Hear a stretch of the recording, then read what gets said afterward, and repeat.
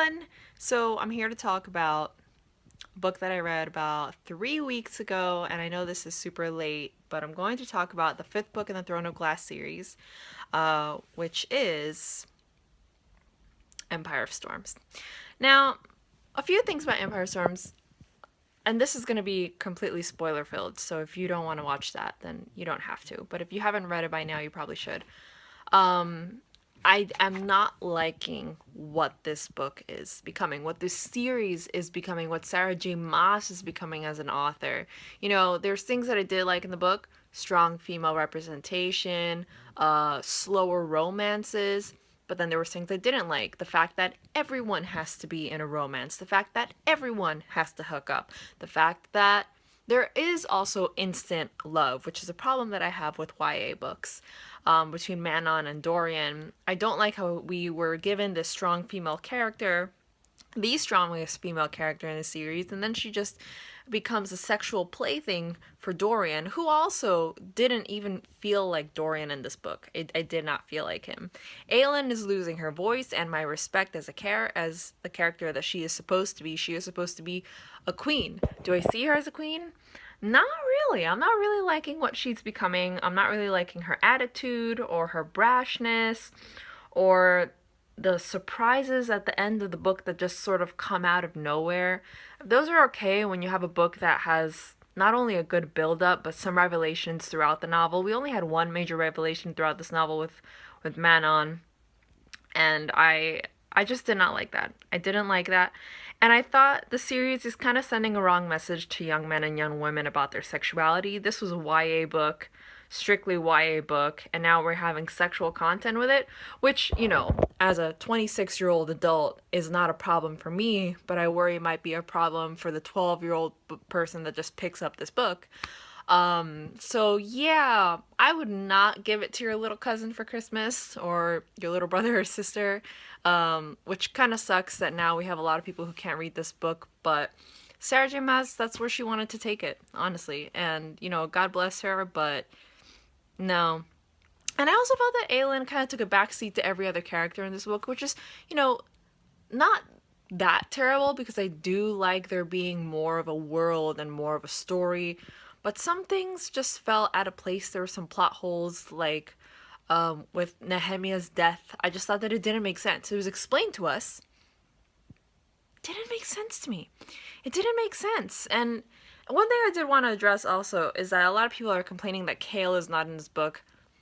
As much as I'm starting to lose my trust for Sarah J. Maas's writing, I trust what she's doing with Kale. If he comes out of nowhere in the end, it's going to be great. It's going to be for something really important, not for something really stupid, I feel. And I heard that she's also writing a novella about him, so we are going to get more. People clearly do like him and love him, but you can't write him into this book and then write a novella about him. Like, we have to have some separation there, some distinction.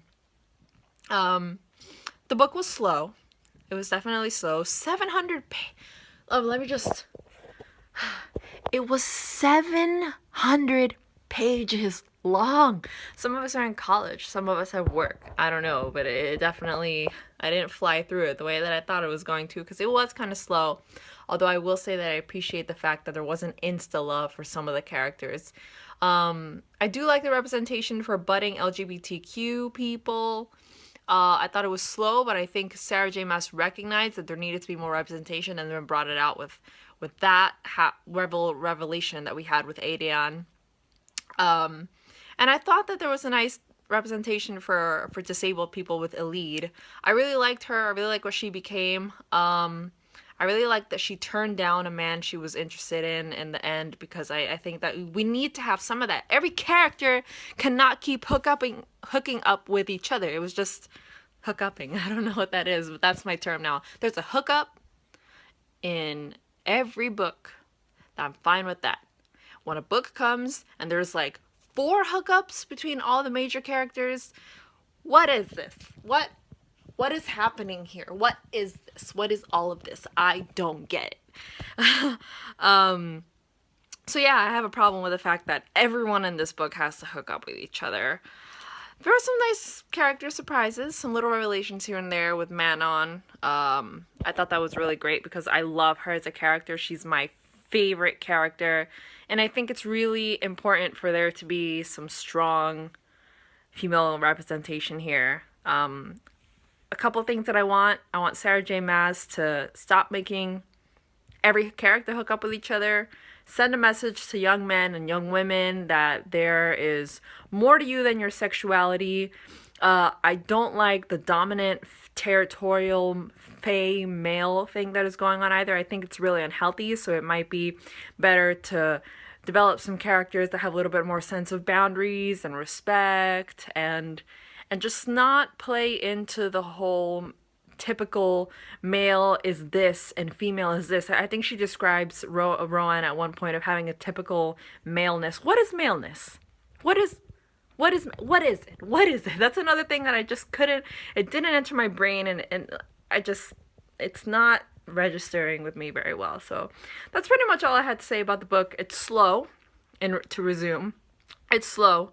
The characters hooked up with each other a lot. You kind of lose respect for Aelin, and she loses her voice in this book, so you don't really learn about a lot about her. But to make up for all that, with the ending of the book of her being carried away in the metal coffin, the steel coffin or whatever that was, steel great Kate, I don't know, cage, whatever. I can't talk right now. I'm making a video in my basement and I'm tired. But yeah, I think the book is finally going to go somewhere. I think it's going to wrap up really nicely in the ending. I did hear this in another book talk, which was very interesting. I'm forgetting who was saying it right now, so I can't leave the link in the comments for which page to go to, but there was talk about colonization. I think Aelin said something along the lines where, to Rowan, if I'm bored, I'll just take over more land. You can't... Are you the Queen of England? No.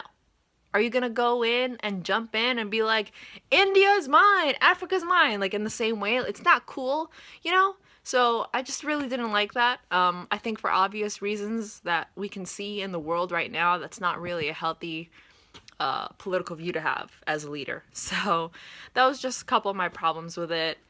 Should you go read it? By all means. Just do not give it to like a 12-year-old boy or girl, because they're not ready for the sex scenes, man. So much, and they're kind of cheesy, but I'll let it go. That's all I have to say about this. And yes, my book channel is up and running. I will be making more videos. I'm sorry I went on hiatus for like a year. I don't know what happened. Don't ask me. Life goes by like that, but I'm back. I hope you enjoy, and I hope you guys read the book. Leave anything you need to say in the comments below. Love you. Bye.